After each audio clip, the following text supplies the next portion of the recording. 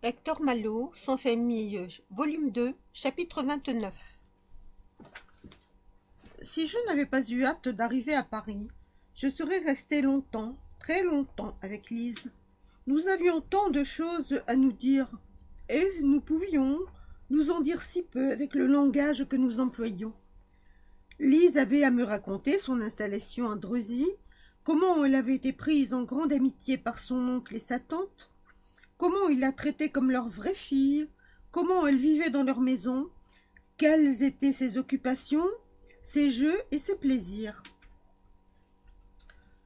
Et moi, de mon côté, j'avais à lui demander si elle avait des nouvelles de son père et à lui dire tout ce qui m'était arrivé depuis notre séparation. Bien entendu, ce fut ma famille qui tint la grande place dans mon récit, et je répétais à Lise ce que j'avais déjà dit à Mathia, insistant surtout sur mes espérances de fortune, qui, se réalisant, nous permettrait à tous d'être heureux, son père, ses frères, elle et surtout elle. Lise, qui n'avait point acquis la précoce expérience de Mathia, était toute disposée à admettre que ceux qui étaient riches n'avaient qu'à être heureux en ce monde. Que ce fût moi qui fusse riche, que ce fût elle, peu importait, c'était la même chose quant au résultat. Ce n'était pas seulement à nous entretenir que nous passions notre temps.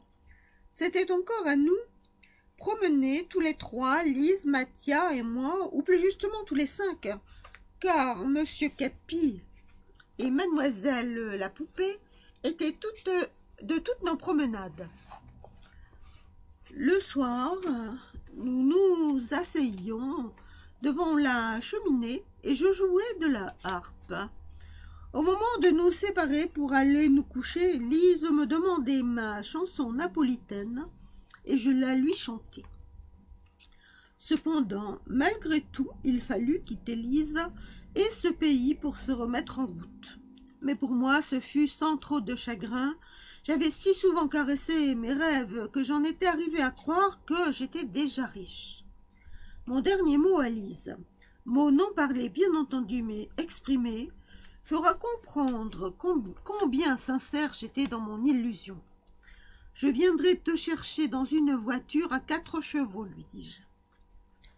Cependant, avant de faire en voiture la route de Paris à Dreuzy, il fallut faire à pied celle de Dreuzy à Paris, et sans Mathia, je n'aurais eu d'autre souci que d'allonger les étapes, me contentant de gagner le strict nécessaire pour notre vie de chaque jour. Gagnons ce que nous pouvons gagner, disait-il, en m'obligeant à prendre ma harpe. Qui sait si nous trouverons Barberin tout de suite? C'était là un conseil plein de sagesse. J'avoue cependant que je ne chantais plus que comme lorsqu'il s'agissait de gagner des sous pour la vache de la mère Barberin ou pour la poupée de Lise. Comme tu seras paresseux quand tu seras riche, disait Mathia. Avant d'arriver à Villejuif, nous entrâmes dans la ferme où nous avions donné le premier concert de notre association. Le mari et la mariée nous reconnurent et ils voulurent que nous les fissions danser encore. Ce fut de là que nous partîmes le lendemain matin. Pour faire notre rentrée dans Paris, il y avait juste 6 mois et 14 jours que nous en étions sortis. Pour la journée du retour, mais la journée du retour ne ressemblait guère à celle du départ. Le temps était gris et froid, plus de soleil au ciel, plus de fleurs, plus de verdure sur les bas-côtés de la route. Mais qu'importait la tristesse du temps. Nous avions en nous une joie intérieure qui n'avait pas besoin d'excitation étrangère. Quand je dis nous, cela n'est pas exact, c'était en moi qu'il y avait de la joie, et en moi seul. Pour Mathia, il était de plus en plus mélancolique, et souvent il marchait durant des heures entières sans m'adresser la parole. Ce fut seulement quand nous nous arrêtâmes pour déjeuner, avant d'arriver aux fortifications, que tout, en mangeant son pain, mais assis sur une pierre, il me dit ce qui le préoccupait si fort. Sais-tu à qui je pense au moment d'entrer à Paris? À Garofoli. Il peut être en liberté, maintenant, est revenu dans son logement de la rue de l'Oursine. C'est rue Mouffetard que nous devons chercher Barberin, c'est-à-dire dans le quartier même de Garofoli. Que se passera-t-il si par hasard il nous rencontre? Il est mon maître, il est mon oncle. Il peut donc me reprendre avec lui sans qu'il me soit possible de lui échapper. L'esprit emporté par mon espérance, je n'avais pas pensé à Garofoli, mais tout ce que Mathia venait de me dire était possible. « Que veux-tu » lui demandai-je. « Ne pas entrer dans Paris ?» Je crois que si je n'allais pas dans la rue Mouffetard, ce serait assez pour échapper à la mauvaise chance de rencontrer Garofoli. « Eh bien, ne viens pas rue Mouffetard, j'irai seule, et nous nous retrouverons quelque part ce soir à 7 heures. » L'endroit convenu entre Mathia et moi pour nous retrouver fut le bout du pont de l'Archevêché, du côté du chevet de Notre-Dame, et les choses ainsi arrangées, nous nous remîmes en route pour entrer dans Paris. Arrivés à la place d'Italie, nous nous séparâmes émus tous deux comme si nous ne devions plus nous revoir. Je me dirigeai vers la rue Mouffetard, qui n'était qu'à une courte distance. C'était la première fois depuis 6 mois, que je me trouvais seule, sans Mathia, sans Capi près de moi, et dans ce grand Paris, cela me produisait une pénible sensation. J'avais écrit sur un papier les noms et les adresses des logeurs chez lesquels je devais trouver Barberin, Pajot, Barabeau et Chopinet. Ce fut Pajot que je rencontrai le premier sur mon chemin. J'entrai bravement, mais ce fut d'une voix tremblante que je demandai Barberin. « Qu'est-ce que c'est que Barberin? Nous n'avons pas ça, je connais pas. » Je remerciai, j'allai un peu plus loin, chez Barabeau, où je posai de nouveau ma question. « Ah oui, Barberin, nous avons eu ça dans les temps, même qu'il nous doit une semaine. Où est-il ce coquin-là » C'était justement ce que je demandais. Je sortais désappointé. Et jusqu'à un certain point inquiet, je n'avais que Chopinet. Chopinet était restaurateur, et lorsque j'entrai dans la salle, plusieurs personnes étaient attablées. J'adressai mes questions à Chopinet lui-même, qui, une cuillère à la main, était en train de tremper des soupes assez pratiques. « Barberin, me répondit-il, il n'est plus ici. »« Où est-il » demandai-je en tremblant.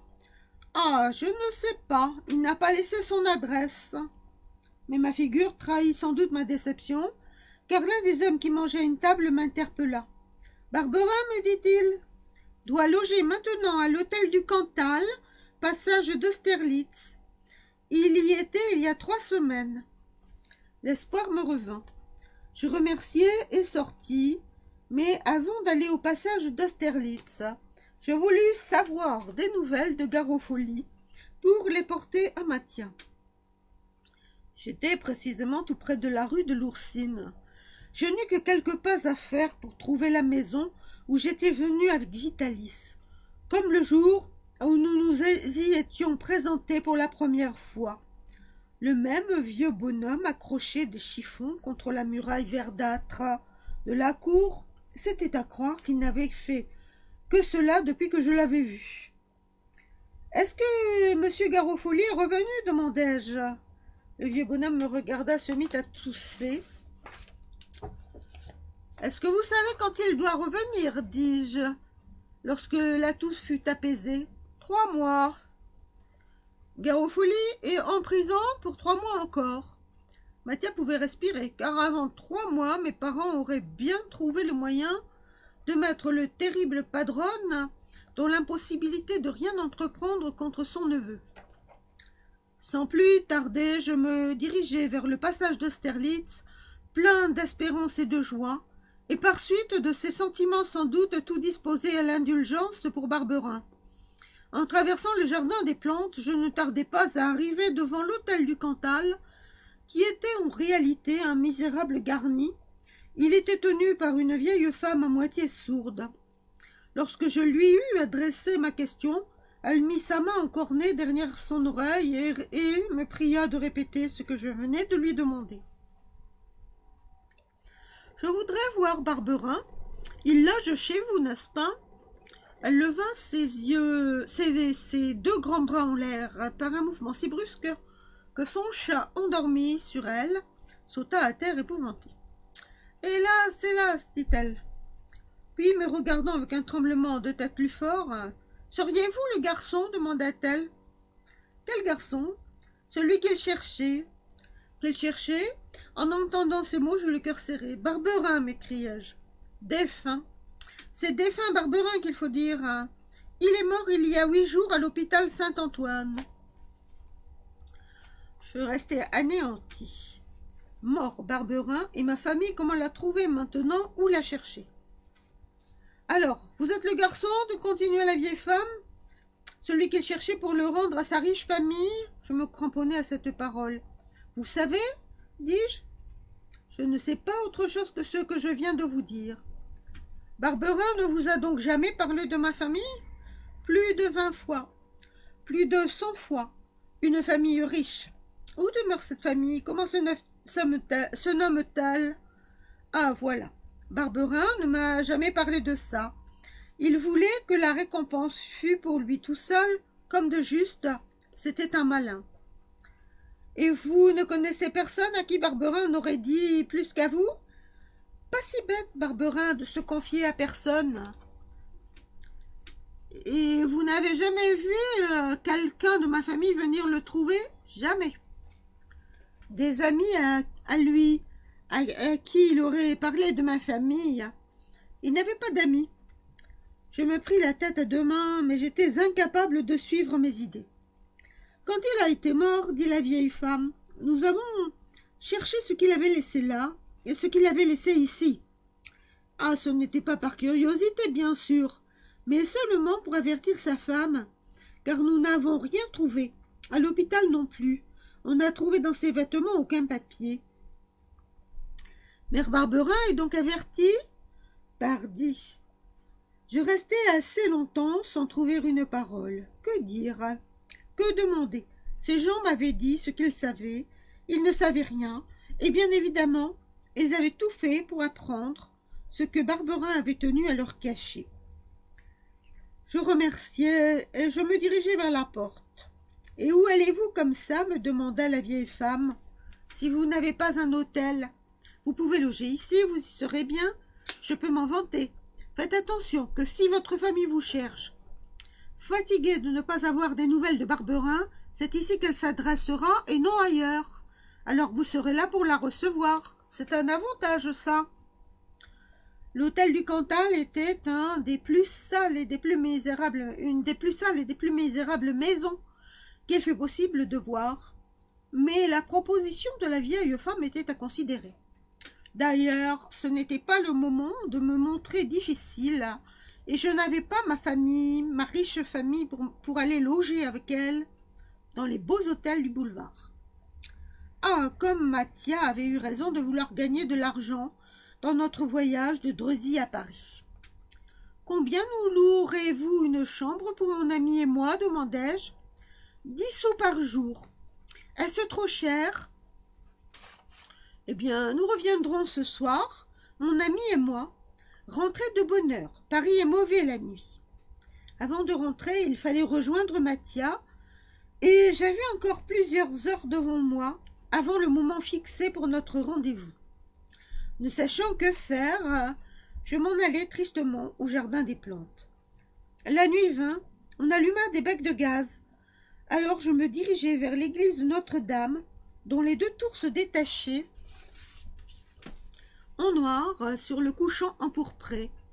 Au chevet de l'église, je trouvai un banc, et là, je repris mes tristes réflexions. Jamais je ne m'étais senti si accablé, si lasse. Je n'avais qu'une distraction, c'était de compter les heures qui sonnaient tout autour de moi. Alors je calculai combien de temps attendre encore avant de pouvoir reprendre force et courage dans l'amitié de Mathia. Un peu avant 7 heures, j'entendis un aboiement joyeux avant que j'eusse pu réfléchir, car Capi avait sauté sur mes genoux. Il me léchait les mains à grands coups de langue, je le serrais dans mes bras, je l'embrassais sur le nez. Mathia ne tarda pas à paraître. « Eh bien, cria-t-il de loin, Barberin est mort. » Il se mit à courir pour arriver plus vite près de moi.